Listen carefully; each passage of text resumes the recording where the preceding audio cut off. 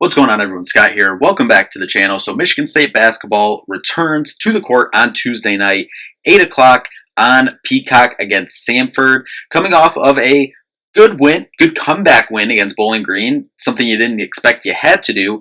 But as we talked about in the recap, got some good things from it, being able to respond when another team was on a run, backs kind of against the wall at a couple times in that game, was able to make some plays. Certain guys make plays as well, and then as a team, defensively holding Bowling Green scoreless for the last 7 minutes of the game there.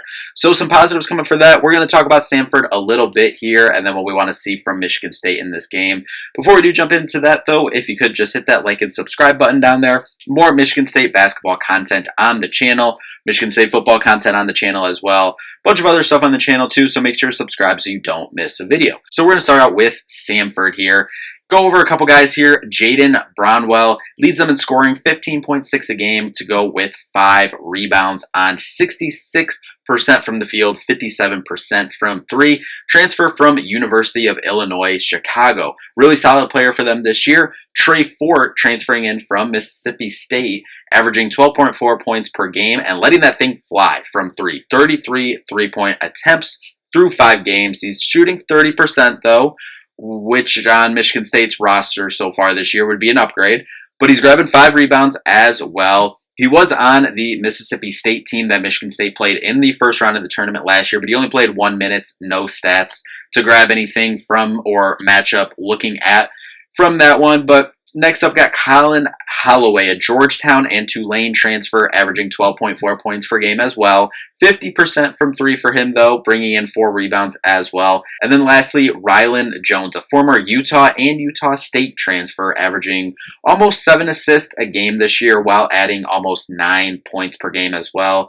And making the most threes from the group, 11 for 25 on the year for 44%. He is definitely someone that this backcourt for Michigan State will have to key in on defending in this game. Now on the defensive side of things, they are holding teams to 26% from 3.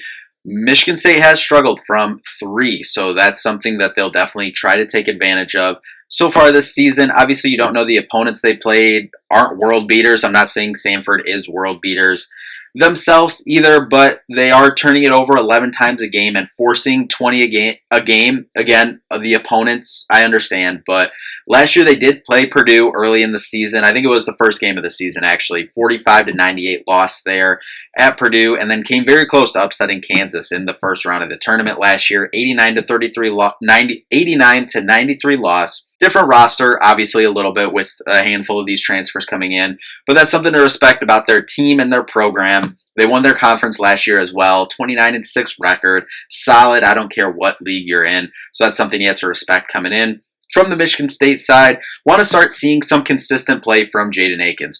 Really good first game of the year. Okay, second game, really bad against Kansas. Then last game bounced back and had a really, really good game. I'd argue maybe a little bit better than the first game. The scoring wasn't what it was the first game. The first game was, 23, tied his career high.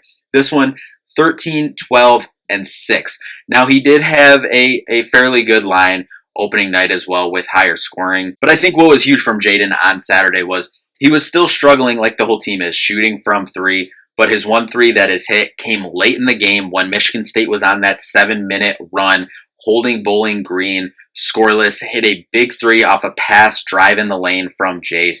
Hit a 3, and that was a big shot in that game to seal that thing. Build on that, more consistent play. We said we're not going to ask you to score 20 points a game here, but if he can continue to have nights like this, not asking for a double-double every night either. If he can come back on Tuesday night with, say, a 16, 8, and 5 game, I think that's still solid because this team is so deep that I think that's what we're going to start accepting about this team. We are still obviously only, 4 games into the season, this being the 5th game. I think we're going to start to accept as we get into the season, we're not going to have someone like a Tyson Walker who every night you can go get 20. Like whatever. There's a handful of guys on this team that I think can go get you 20. But then I think a lot of nights we'll see, like we saw against Bowling Green, that you will have a lot of guys, maybe 5 to 7 guys get you double figures per night, then a handful of other guys, 8 points, 8 points, 7 points. I think that's the recipe for success this year for Michigan State with how deep this roster is. Next thing is you'll hear me say it until he gets himself going, and I believe he will. Xavier Booker. This is your last one before Maui next week. Would like to see him start to get into rhythm. Only 10 minutes last week. 1 for 3 from 3, all threes. Would like to see some, even if it's mid-range, back down, jump hook type thing. He has that in his game. We've seen it. We've seen flashes of it. I did like 3 rebounds in 10 minutes. I did kind of mention this in the recap for the Bowling Green episode.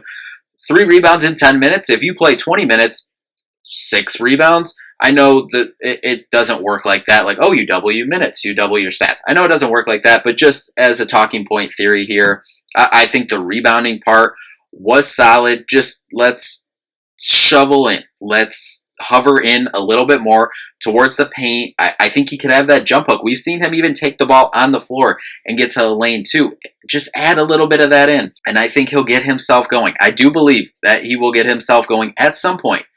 Izzo keeps talking about this is a process. Would I like to see him get going this game for Maui next week and have a nice coming out party in Maui? Yes. But am I also like, could this thing go into December as we move through this non-conference schedule? It very well could.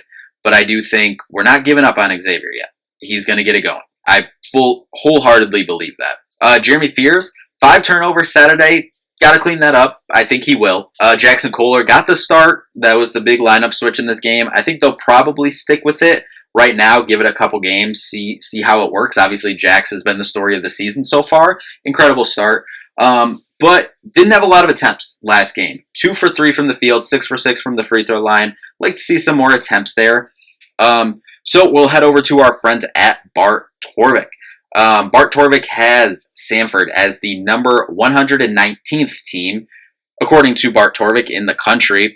Michigan State has fallen to number 31 in the country. Bart Torvik has this as a 86-72 win, which was obviously what the Michigan State Bowling Green score was on Saturday night. So we'll see if it is a similar result.